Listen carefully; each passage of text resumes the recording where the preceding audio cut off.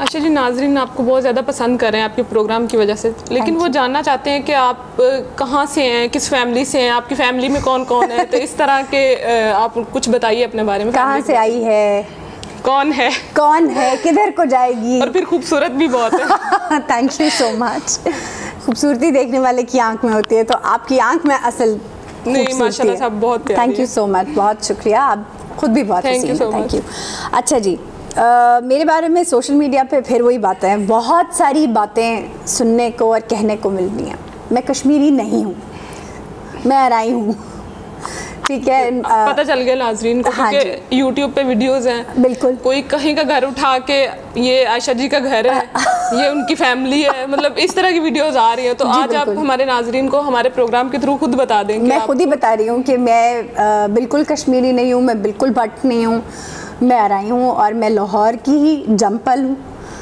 ज़बान से नहीं लगता, क्योंकि मैं पंजाबी वालदा बचपन में बोलने नहीं देती थी, इसलिए, और हम मेरा मीडियम उर्दू ही रहा हमेशा। तो वहाँ जुगतों में आप पंजाबी यूज़ करती हैं? मजबूरी है जी, अब क्या करूँ, 4 साल हो गए, अब उनके साथ बैठती हूँ, अब तो जुमले भी कस लेती हूँ, फिर मुझे मना किया जाता है कि आपने ये बात नहीं कहनी।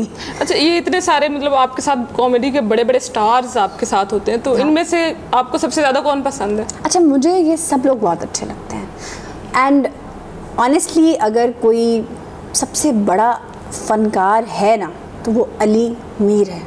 वो अली मीर क्यों है?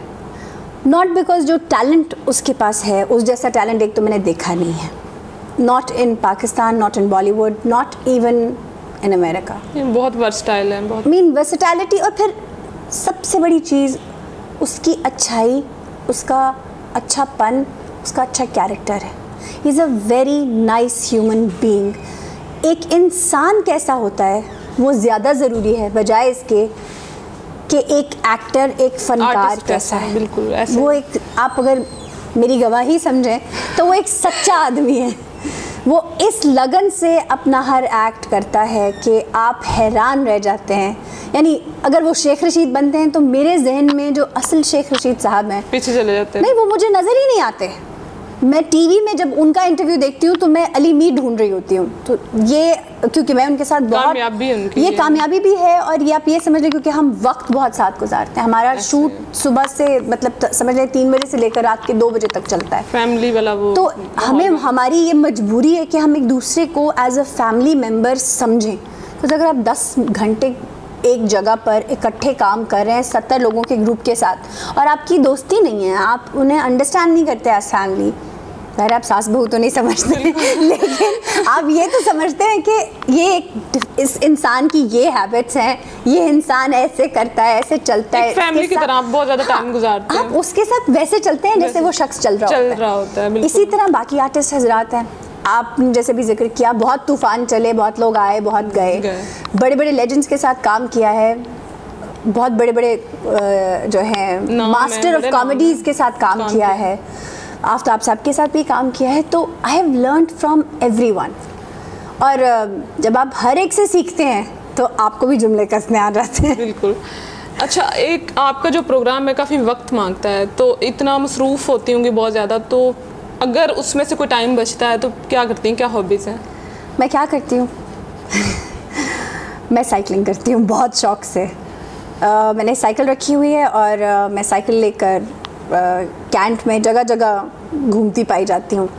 तो वर्कआउट के लिए या नहीं, ये वर्कआउट बिल्कुल नहीं है, ये बिल्कुल वर्कआउट नहीं है, ये मेरा लेजर टाइम वो है, आप समझ लें।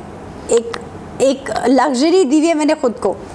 दूसरा, मैं लिखती हूँ, भले इंग्लिश हो उर्दू हो, आई कीप राइटिंग। तो ये 2 चीज़ें हैं जो मेरी फ्री टाइम में अगर मुझे मिल जाए वक्त तो, क्योंकि जब आप प्रोग्राम नहीं कर रहे होते तो फिर आप घर पे मसरूफ़ होते हैं, फिर आप बच्चों को देख रहे होते हैं, फिर आप फैमिली के साथ टाइम स्पेंड कर रहे होते हैं, फिर आप हस्बैंड के साथ होते हैं, फिर आप अपनी फैमिली के साथ होते हैं। So there is so much to do all the time. अराई हूँ, बट जट और कश्मीरी नहीं हूँ, ठीक है। तो मेरे बारे में जो घर जो दिखाया जाता है और जो मेरा बायोडाटा दिया जाता है वो बिल्कुल गलत है। और सैलरी भी मेरी उतनी नहीं है। बिल्कुल नहीं है, to be noted my lord, बिल्कुल उतनी नहीं है। अच्छा, सैलरी का जिक्र ना ही करें, आजकल हालात अच्छे नहीं हैं, आप सब भी जानते हैं। दुआ करें हमारे मुल्क के हालात अच्छे हो जाएं।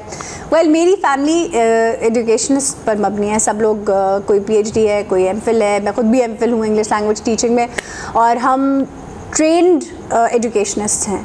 इस मीडियम से मैं वाहिद इंसान हूँ जिसका अब ताल्लुक़ है, पहले नहीं था। जब मुझे अपनी फैमिली को कन्विंस करना था ना कि मुझे ये करना है, तो उस वक्त my husband was the only one who actually stood by मी।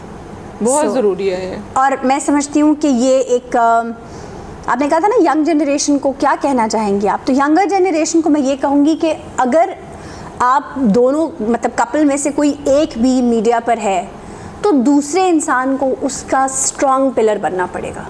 अभी सोशल मीडिया की भी बात की आपने, ये भी कहा कि उन जंगजुओं के हाथ में भी लग चुकी है, कोई भी नहीं बच पाया, कोई भी नहीं बच पाया, हर एक को उन्होंने मतलब ये जो माइंडसेट है ना अपना गुस्सा निकालने का सोशल मीडिया पे इस अंदाज में, ये सबसे ज़्यादा डेविस्टेटिंग है, सबसे ज़्यादा बुरा है।